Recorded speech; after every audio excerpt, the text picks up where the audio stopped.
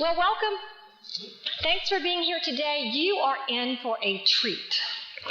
Joe Hoyle is an associate professor of accounting and a Robbins Teaching Fellow at the Robbins School of Business at the University of Richmond. In 2015, he was named the inaugural winner of the J. Michael and Mary Ann Cook Prize, presented by the American Accounting Association for superior undergraduate teaching. In 2019, his former students created an accounting teaching fellowship at the Robbins School of Business that will be renamed the Joe Hoyle Accounting Teaching Fellowship upon his retirement. His teaching blog, Getting the Most from Your Students, contains over 280 of his essays on teaching and has had more than 510,000 page viewers. I'm a follower. Dawn Swartz, who's walking in right now, is a follower. We talk about it, Joe.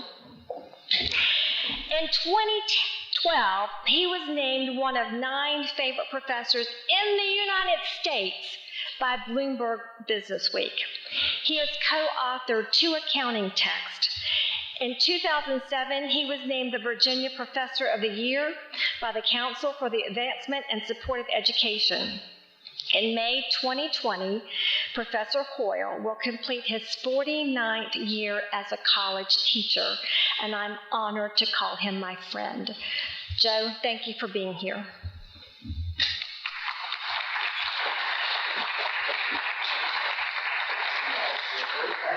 Thank you, yes. I have to say we are ready. Okay, hold on. Don't anybody leave. Okay. I assume you can hear me, or if you can't, just wave at me. I'm glad to be here. I always, when I walk up to a podium like this, I always remember I was in St. Petersburg, Florida, about 3 years ago. And I was giving a speech to a group just like yours, and I had a podium platform just like this, and I got really excited about talking about teaching, and I walked ever closer to the edge, and just as I got ready to make my most important point, I fell off the stage. So, if you watch, and I get too close to this front, it would please me no end if somebody would start waving at me and say, back up a little bit. My wife was there that day. I thought she was going to have a heart attack when I fell off that stage. I'll be here for an hour, and if anybody wants to stay and talk a little bit after I'm through, I'll be glad to. You'll find it won't take you long to realize that I take teaching extremely seriously. In fact, that's about my 3rd slide on the PowerPoint. I am not down here just to amuse myself or to amuse you. I take teaching seriously. If you're a teacher, if you're going to be a teacher, if you're thinking about being a teacher, I want you to do it right in this case. Okay, so that's who I am. That's my email address. If you get back to home, dorm, whatever, and you have a question, you certainly have every right to send me an email and say, I saw you speak on Tuesday. I have this question. Please feel free to do it. I get a lot of emails from lots of people in this case. And Penny's already mentioned this. Everything I say today, I have said better somewhere along the way. I have a blog. When she has 510,000, I have 512,000 page views now, and 287 essays. If you can imagine one person being so obsessed with something that he writes 287 essays about one topic, and that's teaching. I have done that, and I will probably, if I live long enough, write 287 more, I think. The more you write about teaching, the more you think about teaching, the more you'll think about teaching. It just becomes an obsession to you in some ways. Here's how I wanted to start today. I had 64 students this semester coming 2 courses and 3 classes. Yesterday, I gave them back their first test. Now, the reason I'm bringing this up is that, let's go right there. The reason I'm bringing this up is that when I give a talk, and I usually give about 3 or 4 talks a year, I usually talk about what's on my mind at the time. What am I thinking about? What's important to me at this time? And what I've been thinking about recently is attitudes, is trying to figure out how I can improve my own attitude and how I can improve the attitude of my students and other fellow teachers. So I gave out a test yesterday, gave it back. The grades ranged from 61 to 99. And I passed it out. Before I passed it out, I looked at them all, and I said one thing that I thought was important. And I will say that to you in some way in a second. And what I said to them was, whether you have or whether you made the best grade in this class or the worst grade in this class, I guarantee you that you can get better. And that's what our goal is going to be. Our next test is March the 20th. And I want to see, I don't care what grade you made, I want to see if we can get you to be better. Whether you're the worst or the best, we can make you better. Improvement is always a possibility in this case. So, and that's what I told them. When I grade in class, starting right now, that's our goal. So here's the challenge to you. If you're a teacher, if you're the best teacher at Longwood, or the worst teacher at Longwood, you can get better. So my challenge to you would be, on whatever day this is, I don't keep up with dates very well, what day this is next year, be a better teacher. If you're a C- right now, be a C+ by this time next year. If you're an A- right now, be an A by this time next year.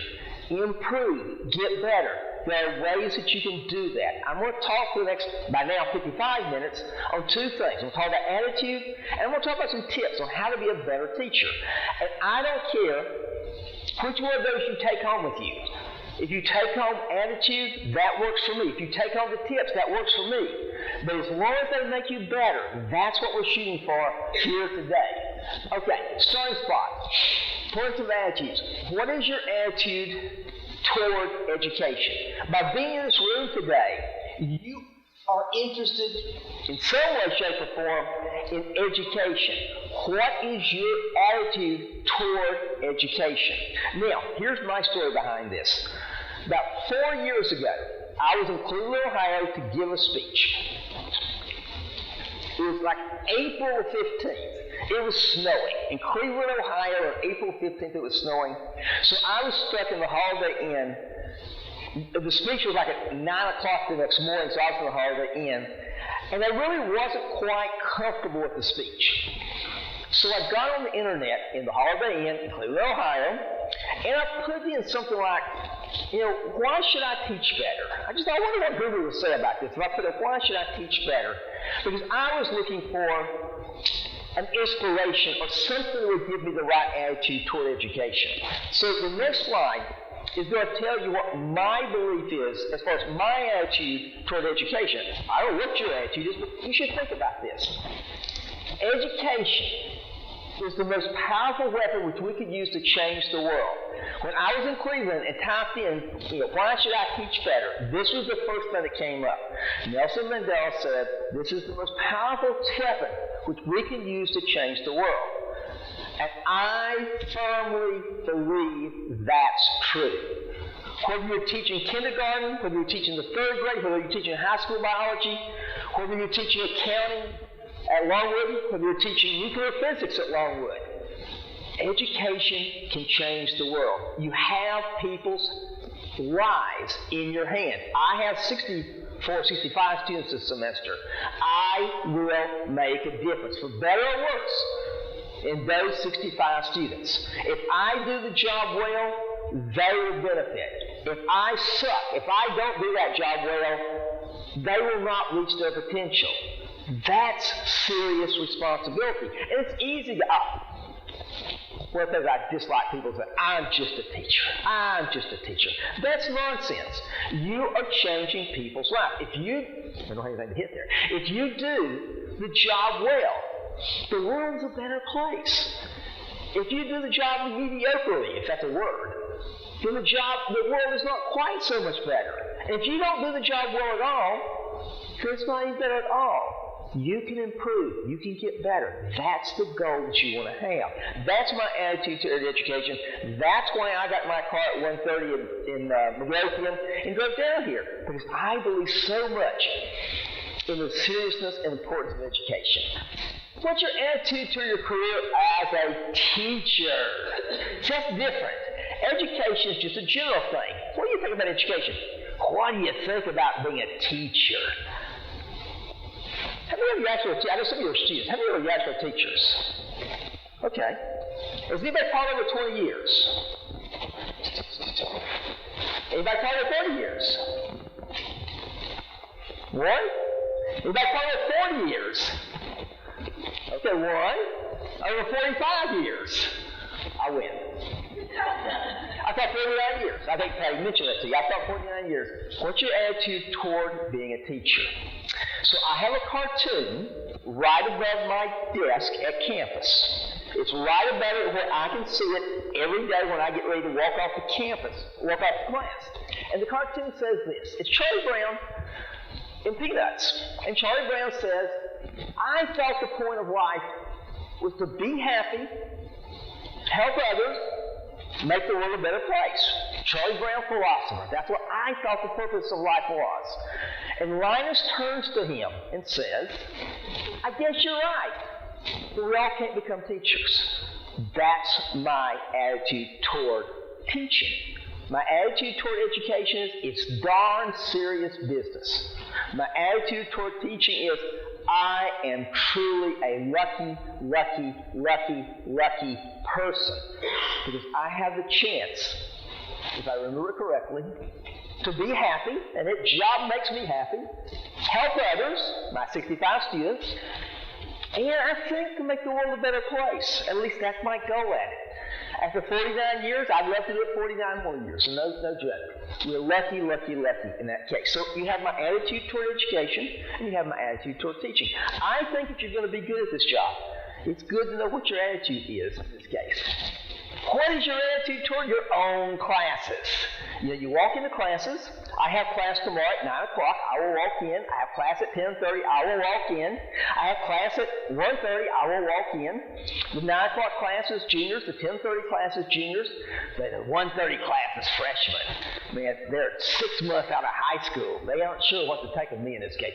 What's your attitude toward your classes? So back on January the 13th, I was sitting in my office waiting for my first class to start.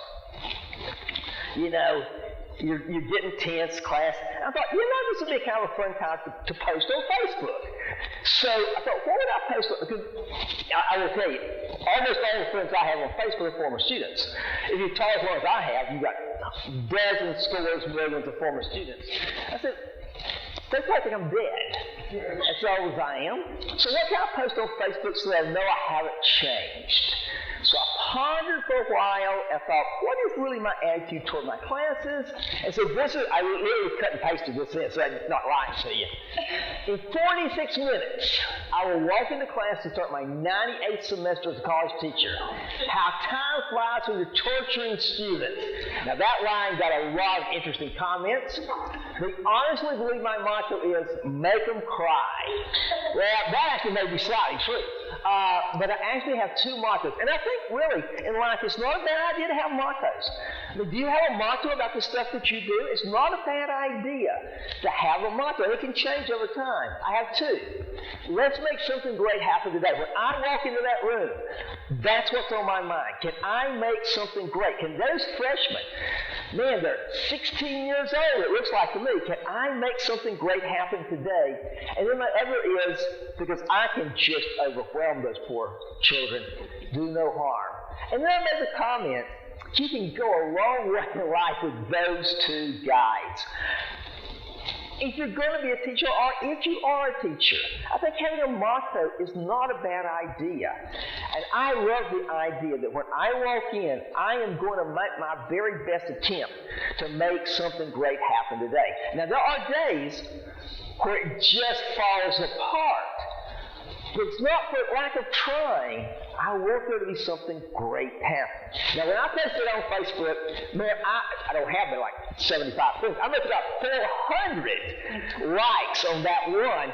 because people think, oh, yeah, that's you. Yeah, I know you well. So, in case you think that's bogus, I mean, I can imagine, especially the students go, he's just fooling. Yeah, nobody believes that stuff.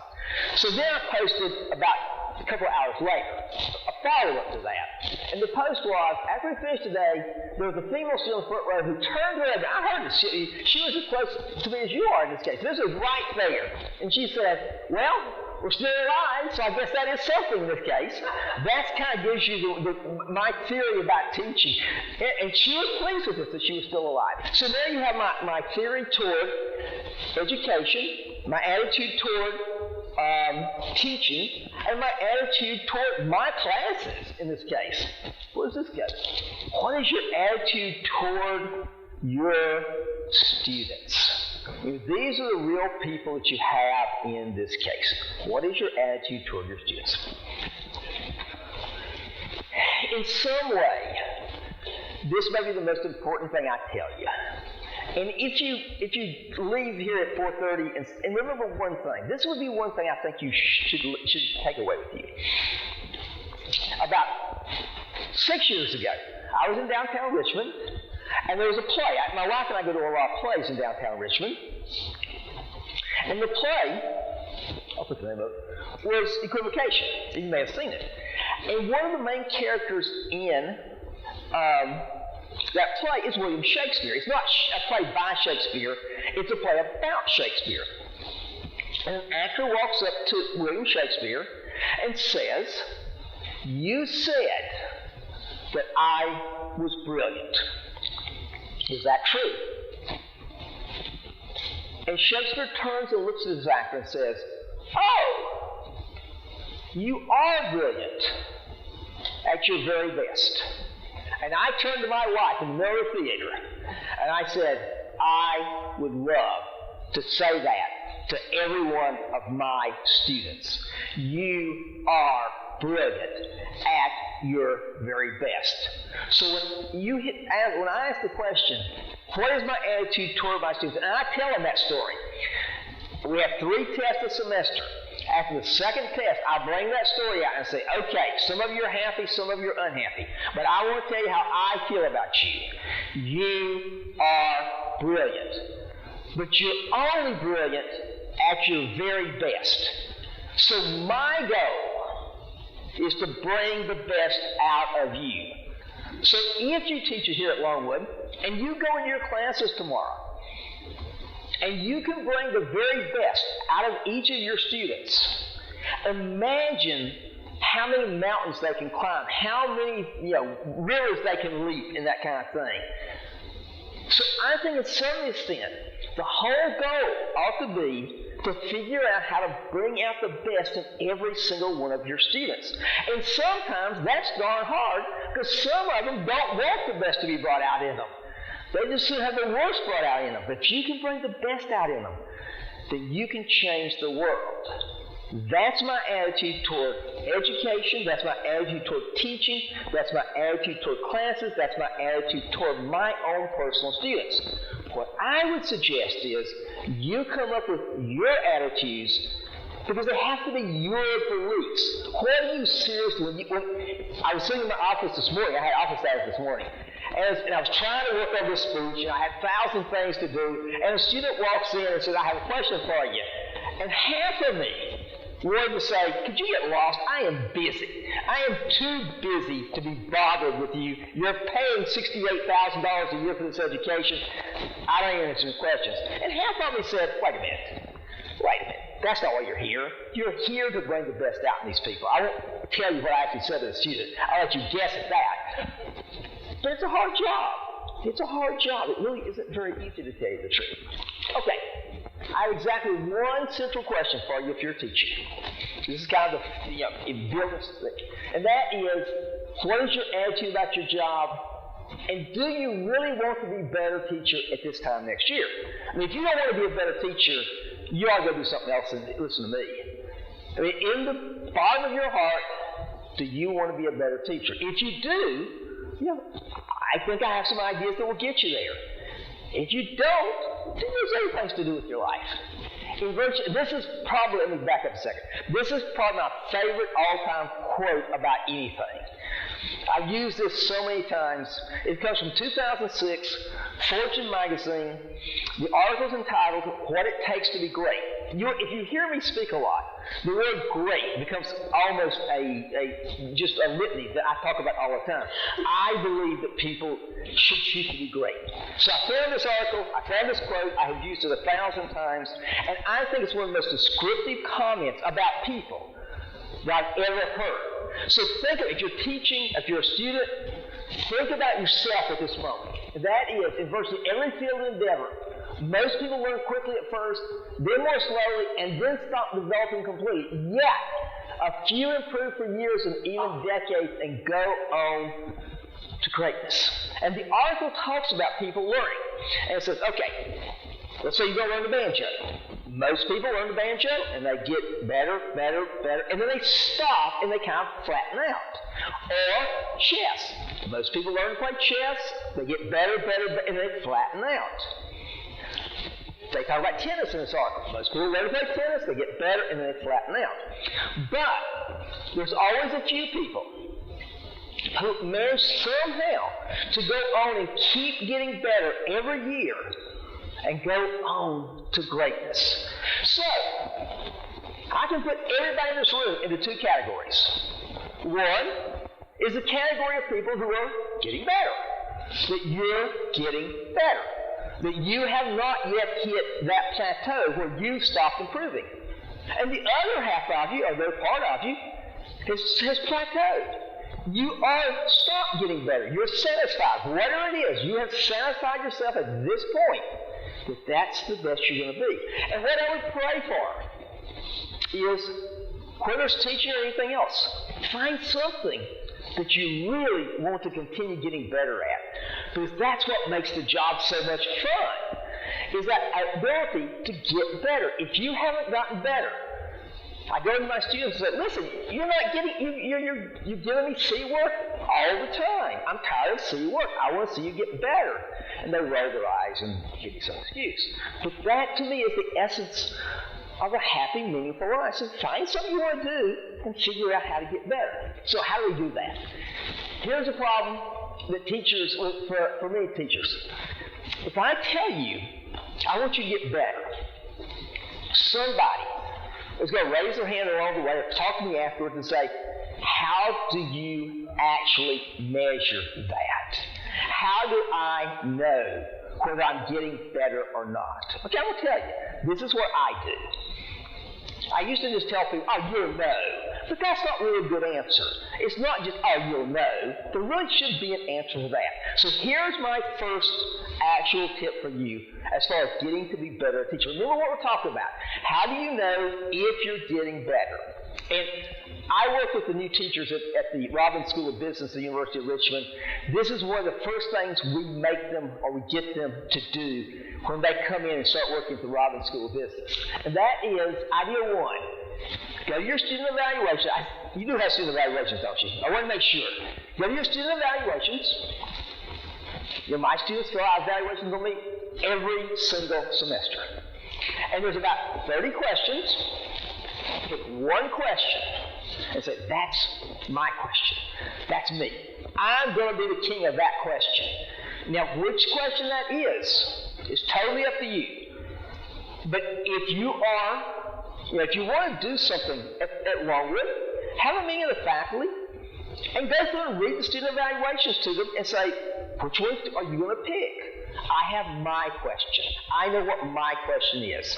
And my goal is to be the best in my ability on that question. And then to be the best at the University of Richmond on that question. And then to be the best at the state of Virginia on that question. And then eventually, for Star Trek, be the best in the universe on that question. But it gives you a focus. This is what you're focusing on. This is what's important to you. This makes a difference to you. And that would be my first tip. Look at those student evaluations. Because I know in some cases, tenure decisions are going to be affected by that. Raise decisions are affected by that. You're going to get evaluated. But there's like 30 questions. You can't be good on 30 questions. Which one do you want to be good at? If you have one, then that becomes your question, and you'll get good at that.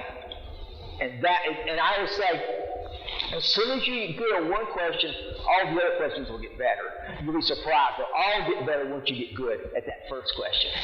How do you actually improve in your student evaluations? Well, this is obvious. Something has to change. If you want to become better, if you want to become a better student, if you want to become a better teacher, this is silly. You have to change something. Something has to change. So when I talk about teaching, I always stress what I call the 3 E's. And this is the way I think about becoming a better teacher. I could stress, if this was my class, I would stop and say, okay, let's guess what those E's are in this case. Elegant, and they're probably not elegant, but there's something there, the 3 E's. This is how you become a better teacher, I think. First is you have to experiment. You have to do something different. You can't just do the same stuff over and over and think it will get different. You have to experiment somehow. Second, you have to draw an evaluation. Your PhDs, evaluate how this has worked and then evolve. Okay, so if you want to do something at Longwood, here's something I would recommend. Get all the faculty together and just discuss the changes they've made this past year. Don't be judgmental. Just bring them together and say, okay, somebody stand up, it's like a Quaker meeting. Somebody stand up and tell me something you've done differently in the past year, whether it worked or not. And anybody who can't stand up is in that plateau group. They have stopped improving. You can't improve if you don't change. I spent a lot of my life staring into space, thinking about how to change the way I teach. I teach upper level accounting classes. I teach a course that does things like discuss deferred income tax assets.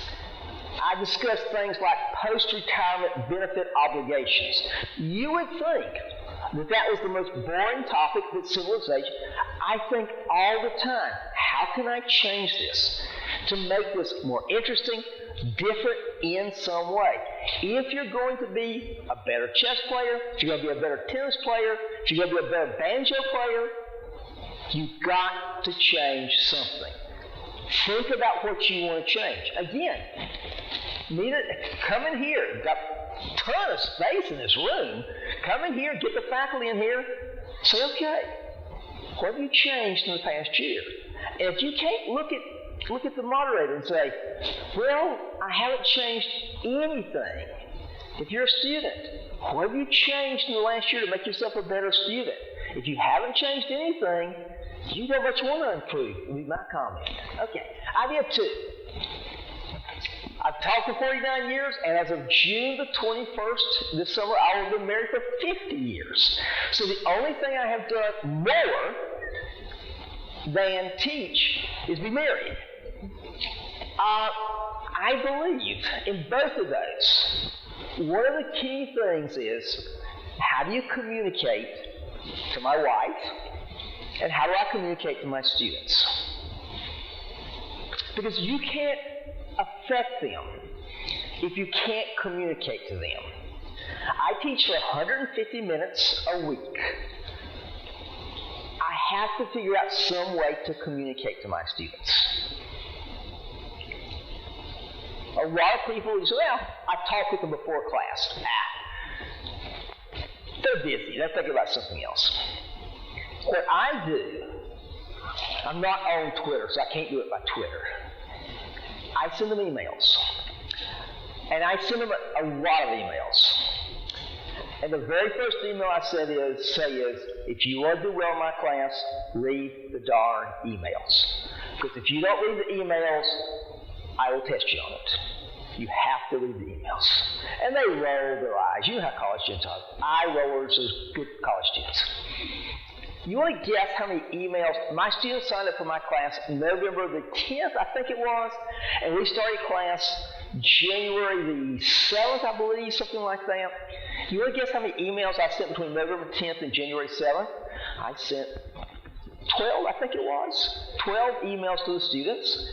including, and I do this every year, Christmas morning.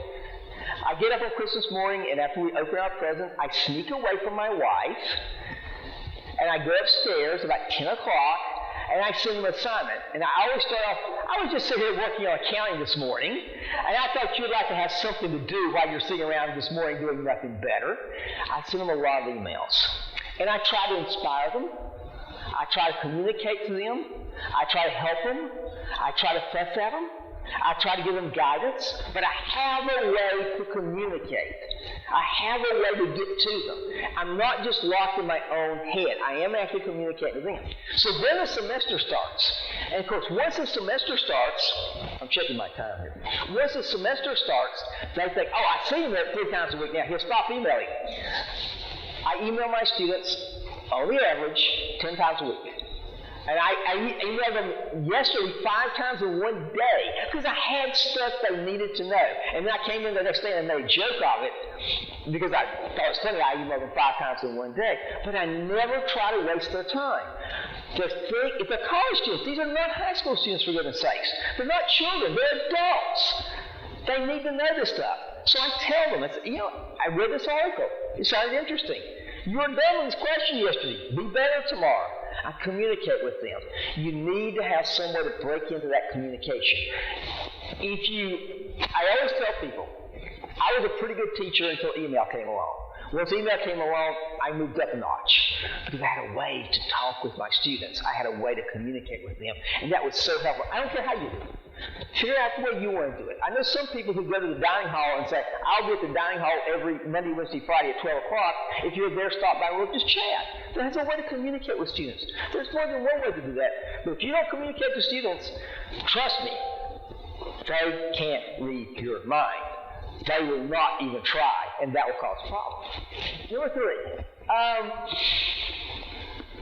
What are you trying to do? Do you have a goal? You teach something. You might teach biology, you might teach physics, you might teach chemistry, you might teach accounting, you might teach, whatever. What is your goal? I always walk into my students and I say, listen, I'm going to ask you to spend a lot of time. So you need to know what we're trying to accomplish. And in one sentence, I am going to tell you what we're trying to accomplish this semester.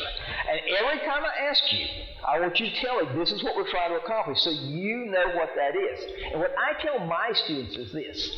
I will show you odd, unusual reporting problems and help you figure out how to solve them in a way that makes sense and you can understand. And that's what we do. I show them bizarre stuff and say, this is something that Martians come down from outer space and they trample the Rose Garden at the White House.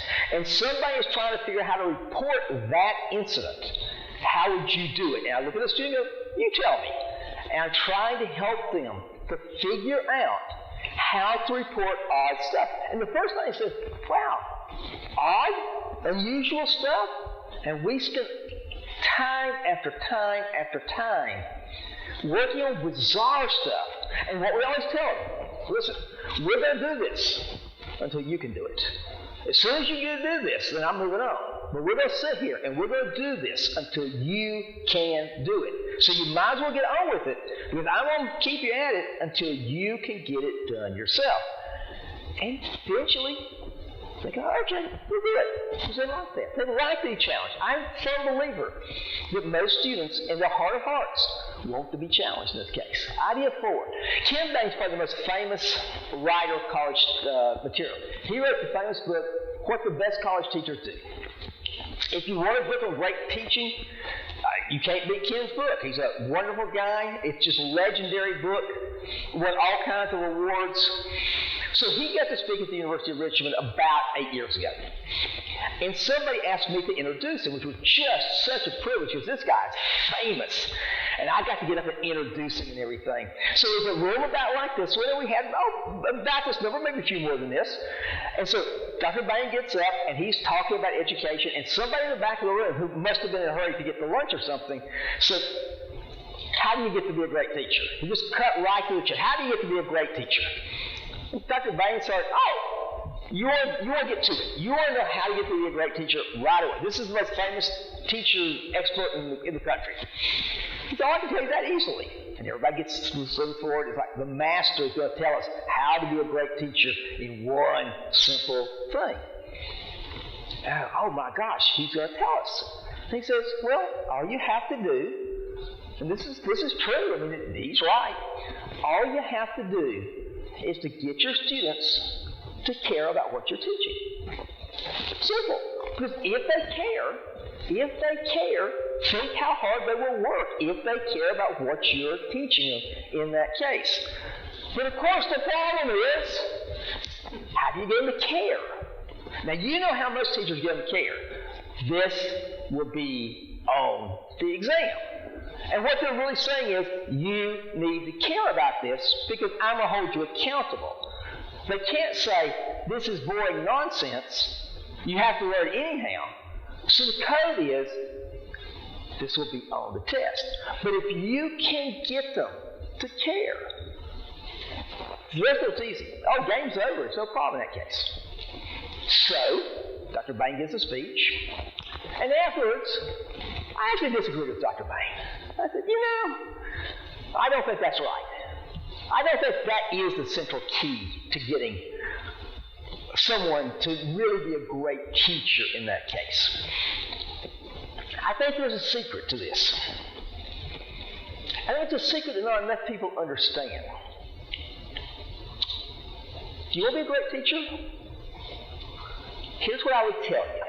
If you want to be a great teacher, the way to do it, now it's not easy. You have to think of ways to make it work. But the key is, get the students to care enough that they're willing to prepare before they walk in the room. If the students are prepared when they walk in the room, you'll be a genius. They will learn all kinds of stuff. If they're not prepared, you're up the creek without a paddle because they can't participate. They aren't prepared to participate. So the days, again, I have a class at 9 o'clock tomorrow morning. If those students walk in, and we're going to be talking about some really complicated material, if those students walk in prepared, I guarantee you that we will set world records educationally. They will learn stuff that God only knows. I mean, really tough stuff. But if they walk in and they're unprepared, there's no hope. All I can do is I can just talk with them. And they can sit there and they can take notes. Have you ever had students who walk in and say, just tell me what I need to know and I'll write it down and I will... That's not learning. That's stenography. That's education by stenography. Where students will sit and copy everything down. I have some brilliant students who would just copy every word I say. Hello class, good morning, how are you? Good morning, how are you? And they go home and memorize this. And I keep asking the question, when are you going to ask about hello? And the answer is, I ain't going to ask about hello. It's like a southerner now, I get into the ants business. I ain't going to talk about it. I grew up in the rural south, as you might guess, and so I talk that way occasionally. So you have to get them to prepare. If you want to become a really great teacher, if you want to improve, I can do it for you. You go home tonight and figure out how to get your students better prepared for tomorrow's class. They'll automatically get better. Now that's not easy to do, and you may have to do it your own way. But that's a tip that will work. Get them to be prepared, they will be brilliant. And for those of you who are students here, you want to make A's?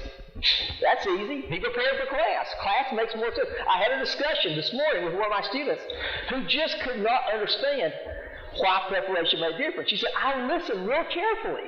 I go, you cannot possibly learn by listening. You have to be able to do it in this case. Soon you're going to teach you something in the Clinton week that is very important. How do you get your students to prepare? How would you do it? If you're teaching something vitally important, how do you get them to prepare? Here's how I do it. I give daily handouts. And the daily handouts say, when I see you next, there are 5 questions here. I am going to expect you to have an answer. The answer could be right or wrong, but I'm going to expect you to have an answer right then. So whenever my students walk in, I give them a handout, and this is the handout for the following class. And that handout contains a bunch of puzzles. I'm a big believer that almost all education would be better if you can figure out how to teach by puzzles. Ken Bain himself says this in his book, is teach with puzzles. Ask them things that puzzle them, because college students like puzzles. If I just tell them George Washington was the first president, John Adams was the second president, that's not exciting. Who cares about that? If I say something like, why was Adams the second president instead of Thomas Jefferson? Or, why didn't George Washington do a third term? Then all of a sudden you have them puzzled. And a puzzled student is a learning student. If you can puzzle them. So I give them handouts, I give them puzzles, and I use the Socratic method. I call them. I walk in, if you're in my class, I start calling you barely, from the time you start the class until it's in, I try never to say anything. I ask questions is all I do. Now, if you want to drive students crazy, I can tell you how to do it. I call on them, I ask questions, I call on them, I ask questions. Every so often, one of my students will ask me a question, and I always have the same response. I am paid enough to ask questions. I am not paid enough to give any answers. You're on your own. It's college, for goodness sake. Now, that's obviously an overstatement. My goal is to help them find the answers themselves so they can understand enough that they can use that in their future. I mean, I want them to use this for the rest of their lives. They have to understand it to be able to use it in their lives in that case. So that's how I get them to prepare. I give them daily handouts, I create puzzles for them, and then I darn well call on them and expect them to have good answers in this case. Do they prepare? They're college students. Sometimes yes, sometimes no. But on the whole, they do a pretty nice job. And the reason is, after a while, they start really appreciating the fact that they're actually learning. College students don't come to college because they don't want to learn. Now, they may have had some rotten high school experiences, and they may have come to believe that education is something they're not very good at. But they don't come to college not to learn. And if you can intrigue them, and you can show them that they're actually getting to learn something, you'll be surprised. Even the students that you think are the biggest bums in the world, they will often really start catching on when you go, listen, you're actually learning something in this case. That's a good tip. Suggestion, hold a faculty session here at Longwood about creating learning puzzles. I think that would be a fascinating session. How do you create learning puzzles that you can give the students? If I was teaching biology, how would I do that? If I was teaching history, how would I do that? You can teach a lot more, but you need to kind of help each other figure. I've taught for 49 years. In some ways, I'm self-taught by being old. But you can do that. Now, what is a puzzle? For example, how would the country have been different if George Washington had run for a third term? That's an interesting puzzle if you're teaching history. And one I've always thought would be interesting. How would the country have been different if Booth had killed Lincoln 1 year earlier? Booth had been tracking Lincoln earlier than when he finally assassinated him at Ford Theater. He waited for after the war was over. What if he had killed Lincoln before the war was over?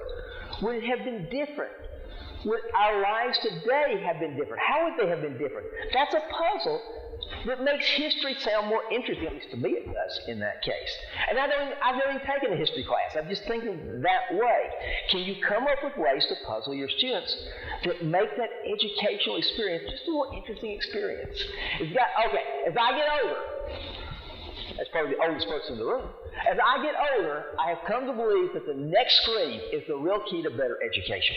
I think, and I've stressed about this forever, I think that the next screen is where most students don't learn. And this is from my own observation, and I will tell you how I address this. But this, I think, is, if I get down to two things to keep in mind, that idea of getting students to prepare is one of them, the next screen is the other one. How do you, that is this.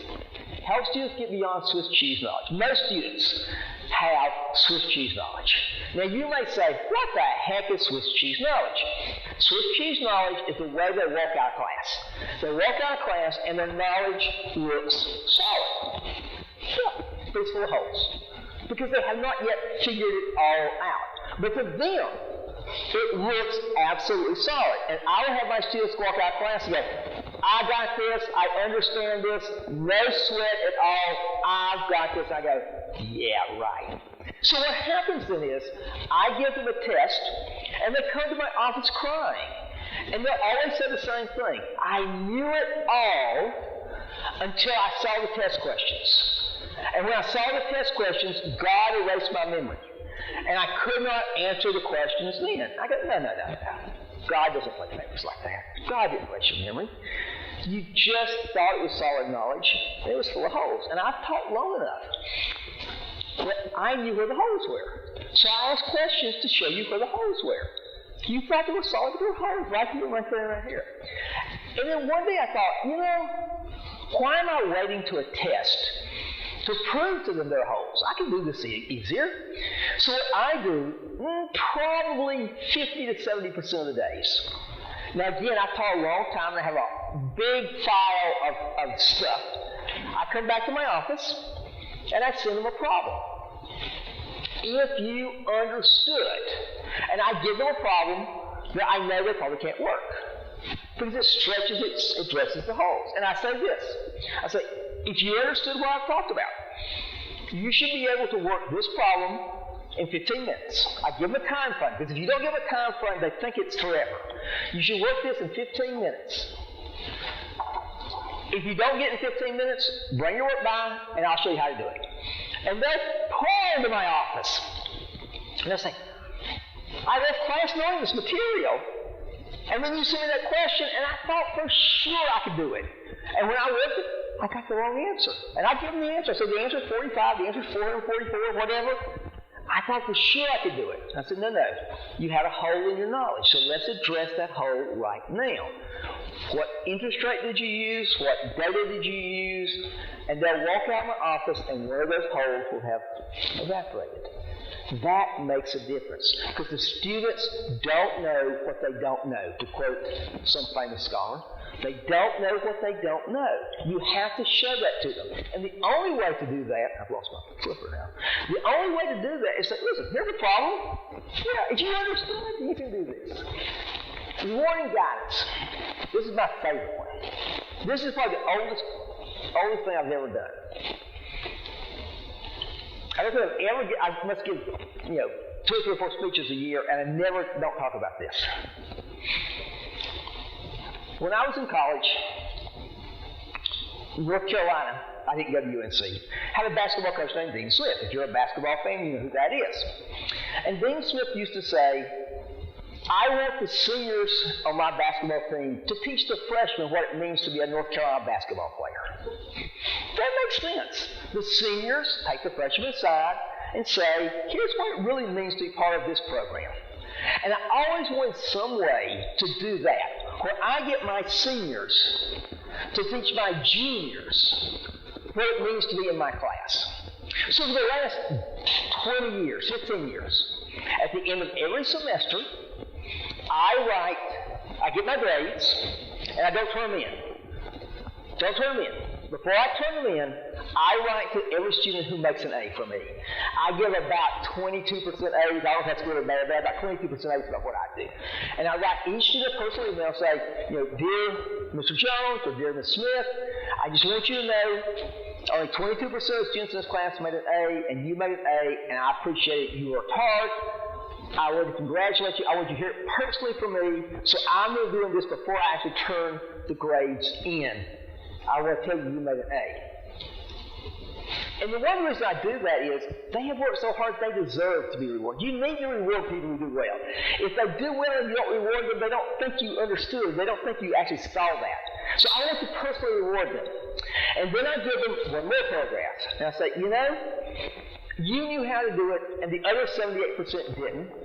So what I'd like for you to do is, I'd like for you to write me one paragraph on how you made an A in my class. And there's only 2 rules. Be serious and be honest. If you cheated, I will not take you before the honor council. You just be completely honest. If I don't care what you say. But I want you to write me seriously how you made an A. It's amazing. The students will come back to me after graduation and talk about crying when they got that email because they had worked so hard and they thought they were going to get a B plus and they got A and they was crying and all kinds of stuff. But they write some of the most beautiful paragraphs where they talk about what they actually did to make a good grade. And some of them do one thing and some of them do another thing, but they talk about what it was that they did that worked. I then cut and paste that email and put it into a file. So I have a file of everything that anybody's done. I erased 1 year and put another year on. So I have maybe 10 pages of emails. Here's what a student who made A in my class said. Then about a week before each semester, I send that file to my new group. And I said, listen, you won't believe me, I'm just an old person.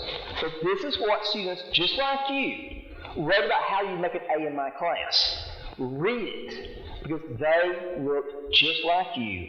They knew what to do. You do what they did, and you should make a good grade. And it's amazing how often they come back and say, I read that, I like the fact that the person on the third page said this, and the person on the second page said this. It was great guidance, because they talked about how you actually can be successful in your class. So you accomplished two things there. One, you reward the A students. I think we should do more of that. I think we should have, standing ovations for A students because they worked hard enough to make those grades. And secondly, you helped the next group along the way. You've asked the seniors to help the freshmen know what the program is like in that case. That's one that has worked extremely well for me. I have done that so long, and it's just interesting to see what students will tell you as far as how they did well in their class. Let's try that one. That one's easy to do, and the responses you get will be nice enough that you're liking that. Idea 8, 3-second questions. I don't do this at the beginning of the semester. I wait till students get along the way. I think at every topic, you should have a foundation level of knowledge. And a foundation level of knowledge this is just what everybody should know. Washington's the first president, Adams is the second president, Jefferson's the third president. After that, I get a little bit lost. But basically, I know. Richmond's the capital of Virginia. That's stuff that you need to know. So what I do for my students is, I say, I want you to sit down, and I want you to write down as many essential questions as you can write. And they should be so fundamental that the student will read the question, count to 3, 1, 2, 3, and give the answer. And what I want them to do is to write 50, 100, 200 basic fundamental questions that are so basic that they can sit and read the question, write 1, 2, 3, and give the answer. And when they're able to do that, they have set a baseline of knowledge that will serve them very well because they're lost. If they're struggling, you're trying to help them have, students can say, what can I do to keep from failing this class? What can I do to make an A? What can I do to make a better grade? And I go, okay, here's an idea. 3-second questions. And what I do then is, the first chapter I do for them. I say, okay, if we're going to do a chapter on leases, I cover leases in my school. If we're going to cover leases, here is 75 3-second questions. Print them off, carry them around with you. When you're sitting around waiting for something to happen, instead of picking your phone up, pick up those 3-second questions and go through them. So you're getting used to not being amused by Facebook, but where you're getting used to learning by doing 3-second questions. And you have a way to help your students in that way. And that works whether you're teaching astrophysics or psychology or whatever. There's always a baseline information. Students need help. And notice these last two, that one and that one, are both ideas to help your students. Because if you can help your students, man, who else cares? Well, that's what the whole goal is in that case, is to help them in that situation. Idea 9, which I think is almost the last idea. How's my time? I've got 7 minutes, and I've got about 2 things more to say. Again, if anybody wants to say a talk, I'm more than happy to say and talk. No matter what you tell them, the way you test them is the way they will learn. Sure. I think one of the fallacies in education is you go in and you tell students, I want you to learn to think. And then I'm going to grade you on something other than thinking. And they go, well, heck with the thinking business then. He's just fooling you about this thinking nonsense. If you want your students to learn to think, then you cannot use a textbook test bank. Because that's written by some graduate student who has no time in, St. Louis, Missouri, who doesn't know your students. You have to write your own questions. So what I do in my class, remember, I go in, I tell them, here's the goal. I'm going to give you odd, weird, funky problems, and I'm going to help you figure out how to resolve those problems. And we do odd, weird, funky problems, and that's what we do. So you know what the test has to be. Has to be. I have to give them odd, weird, funky problems and say, okay, guys, you're on your own now. I helped you learn how to do this. This is what we're here for. If you can't do this, I have failed you in some drastic way. I need for you to be able to do this. Now, right away you go, oh, God, I can't do that. Well, here's one thing that helps me. I give my students out half a years. I let them bring in cheat sheets. I would let them bring in books, but that just gets me too much stuff. So I will let them bring in 2 pages, back and forth, 2 pages, of anything they want to bring in. And they're always, can we bring in the rules? Sure, heck yes. Can we bring in, the answers to questions? Oh, sure, yeah, bring in whatever you want, I don't care. And then I give them odd, weird, strange, funky questions. And if they can answer them, gosh, they deserve an A. If they can't answer them, then we need to figure out how to do it differently next time. But don't ever come to me and say, listen, I am really teaching critical thinking skills, but I'm giving them questions from a test bank because I will defy you. That's not going to work because the students will catch on. The grapevine among students is better than the internet. I mean, the ability to move information through a dorm is like the speed of light. They will know what you're doing in that case. So as soon as the students say, he's only going to teach your memory. No matter what he tells you, he's only teaching your memory. Then they don't memorize stuff. Now, if you want them to memorize, that's fine. I don't want them to memorize. They've got Google for that. I want them to understand. I want them to be able to use. But when it comes to it, if you don't test them on that, anything else you tell them will be ignored. They have to believe that you'll test them on it, or they will ignore what you're doing. Be sure you test them on that. What is your attitude toward all of these ideas? Okay, I tried to think of some way I could end this presentation, and I started out with attitude. And I'm kind of trying to picture myself in your seat. You talk for 5 years or 10 years or 20 years or not at all, possibly, and I give you all these weird things about, puzzles and, asking how to make A's and all kinds of stuff and getting better as a teacher. One of my suspicions is that you're probably sitting there going, man, that sounds like work. That's not easy.